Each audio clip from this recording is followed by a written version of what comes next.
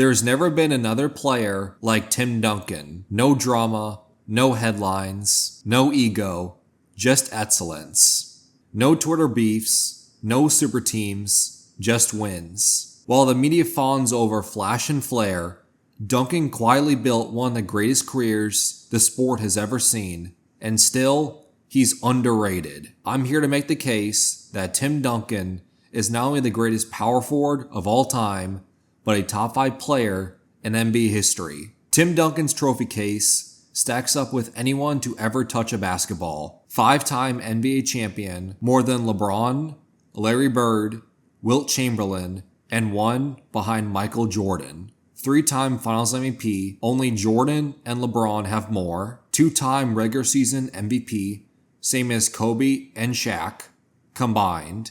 15-time All-Star, which is tied for the 3rd most ever.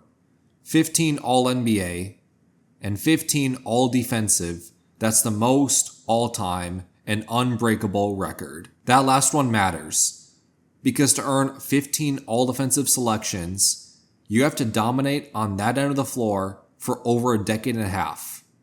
Duncan did, from his rookie year until his final game. Only 5 players ever made an All-Defense as rookies: Michael Jordan, Hakeem Olajuwon, Manute Bol, David Robinson, and Tim Duncan. And this wasn't in a weak league. Duncan played through arguably the toughest era in basketball. Prime Shaq, peak Kobe, MVP Kevin Garnett, Dirk Nowitzki, Rise and LeBron. Every single year was a war, and Duncan kept winning. Now let's kill the biggest myth out there. Duncan walked into a well-oiled Spurs machine, a stable franchise, winning culture, great teammates. Stop.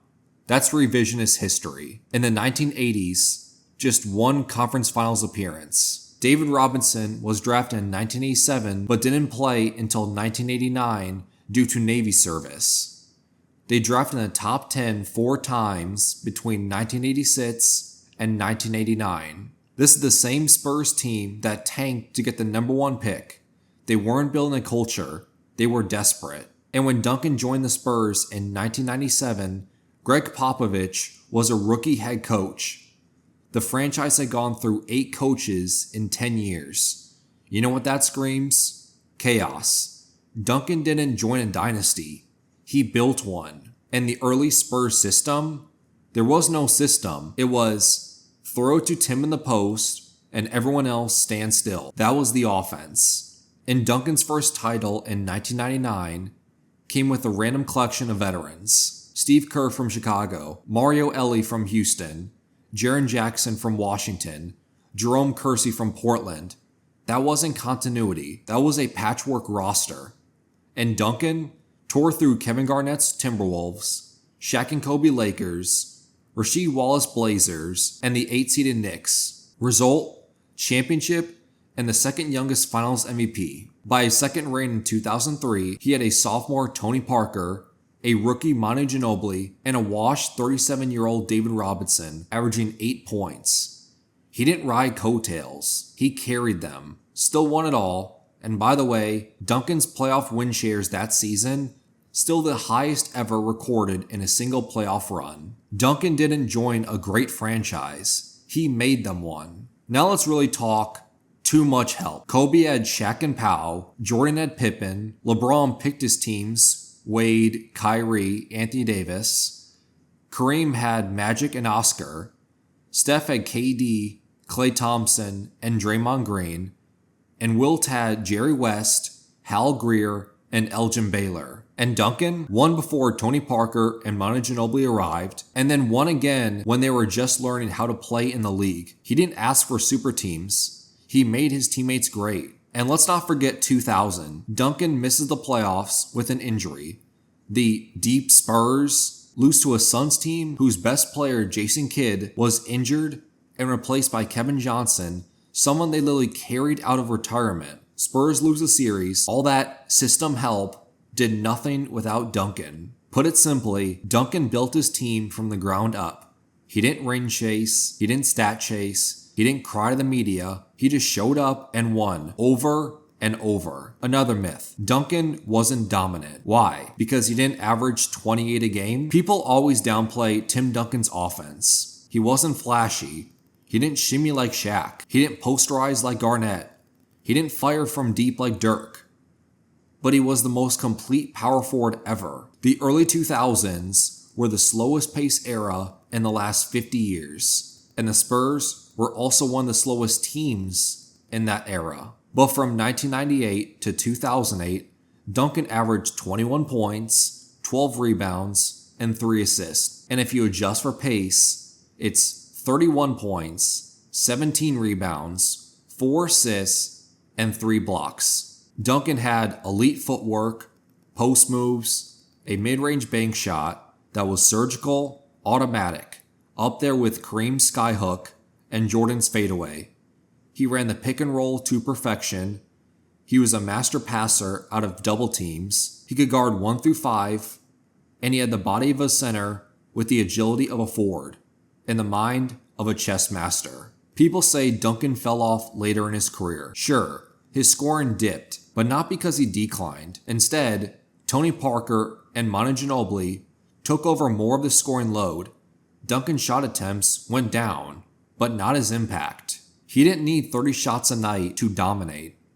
He controlled the game by doing every single thing right. He was the brain and backbone of the team. And in 2013, at age 36, he was named first team All-NBA, the oldest player in history to do that. And in 2014, at age 37, he helped destroy the LeBron, Wade, Bosch Heat in the finals.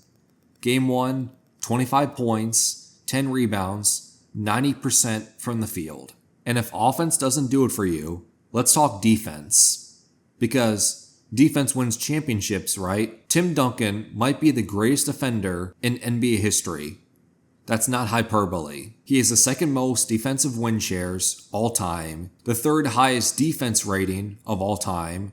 He has the most all defense selections. He could switch on to guards, anchor versus bigs, and was an elite help defender. He also has the most blocks in playoff history, which is an unbreakable record. He has over 100 more than second place Kareem, and the most active player is LeBron, who's not even in the top 10. He made the Spurs a top 5 defensive unit nearly every year, just by showing up. He didn't just guard you, he took away your team's entire offensive rhythm. Here's the real beauty of Duncan. He fit every era. Slow, grinded out 90s, he was unstoppable in the post. 2000s isolation era, he carried teams on his back. Small ball 2010s, no problem. In fact, the Spurs post the highest margin of victory in finals history during that run. From the moment Duncan stepped onto an NBA floor, he was elite. His rookie year, he won Rookie of the Year, All-Star, All-NBA, All-Defense, and got MVP votes. And he never had a down year. He made the playoffs every year in his 19-year career. He posted 50 wins every year except a lockout shortened season, had a 71% win percentage, and is the only player to ever win 1,000 games with one team. So why is Tim Duncan underrated? Because he wasn't loud. He wasn't marketable. He didn't chase headlines. He chased banners. But the resume doesn't lie. The impact doesn't fade. And the results speak louder than any hot take. No player ever combined winning, dominance, unselfishness, and two-way impact like Tim Duncan. He was the anchor, the system, the reason, the most fundamentally sound superstar we've ever seen, the greatest power forward to ever live, and yes, a top 5 player in NBA history. Tim Duncan, the big fundamental, the legend who let his game do the talking, and still said more than most ever could.